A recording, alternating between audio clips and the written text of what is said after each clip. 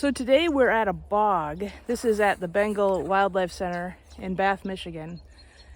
It's quite a bit different than a fen. So you can see it's got a lot of little shrubs. I'm going to show you the sphagnum moss that I'm on. I'm here with my friend Deb. You see her back there. So let me turn you around and show you what's here.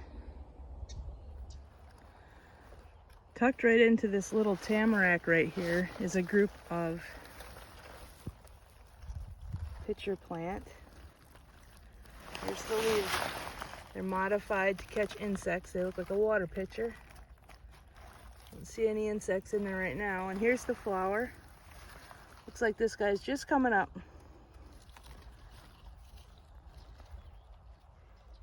Pretty unique flower. There's another bud right here of another one coming up.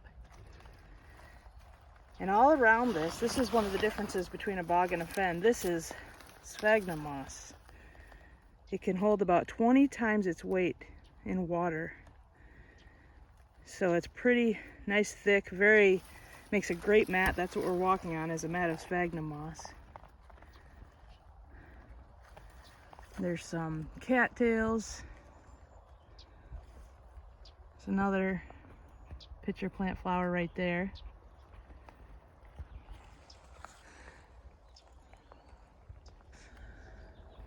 In a bog, the water is very acidic, so you get a very unique type of plant that'll grow here. Only a few things can grow, like the tamaracks that we can see here. And get up closer to one here.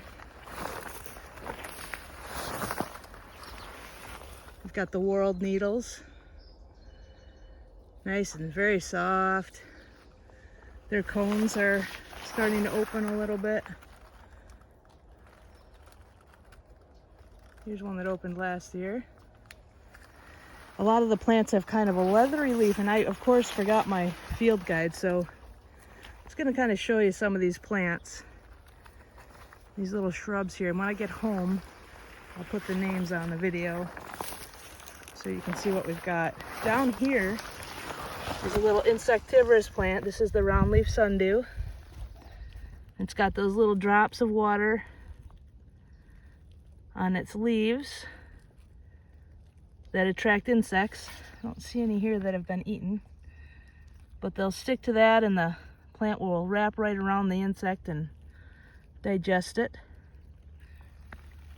Here's all that sphagnum. This is a, let me zoom out. Here's the trail. It's really mucky. And you can see, look, see my feet, how much they sink down, and you can see water.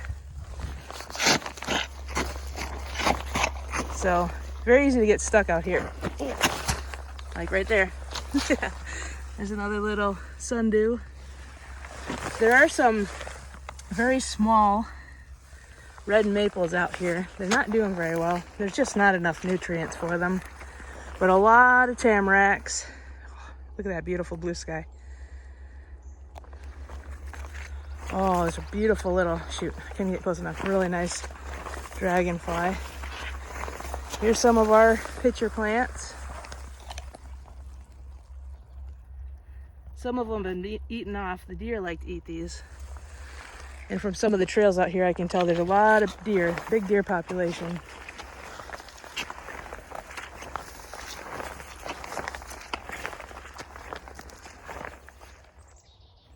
There are also a lot of really neat sedges and grasses out here. It's kind of hard to see with all the green, but some sedges. There was one out here called Labrador tea that we saw right when we came in. Of course, I can't find it. So I know Deb took a photo, so I will put that picture up for you. But there's just some really beautiful grass. I'm gonna see if I can find this grass we just found.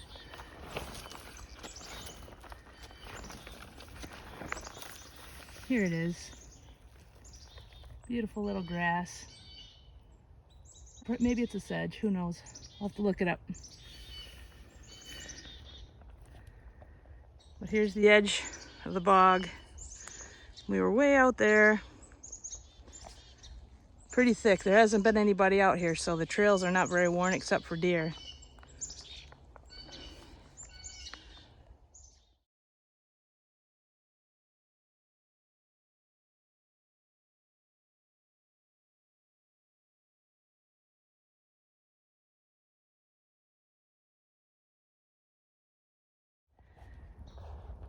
This little shrub right here is called poison sumac. It only grows in bogs and near fens as well, wetland areas. It's a lot like the staghorn sumac in that it has a compound leaf. But notice its red stem and its leaves tend to point up towards the sun. It's getting, well, it looks like its flowers are just about done and it'll get some white berries. Staghorn sumac has red fuzzy berries that point up. These are white berries that hang down. So this is a no touchy plant because, well, for a lot of people it presents like poison ivy. For me, I get little blisters on my knuckles and elbows. One of the really cool things about a bog is that you're on a floating mass of sphagnum moss, which makes it very bouncy. You can jump kind of like a trampoline.